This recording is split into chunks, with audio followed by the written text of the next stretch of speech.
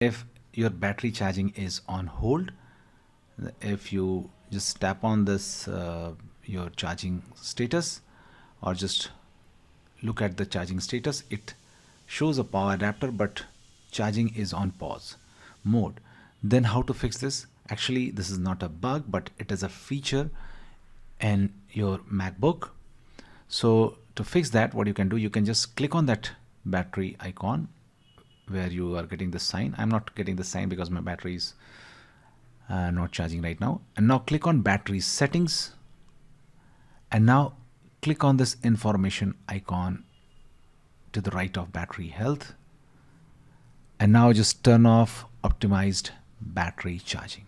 Okay, once you have turned it off, tap on done, and that's it. You will no longer be experiencing this charging on hold or charging paused issue. Thanks for watching. Please do like,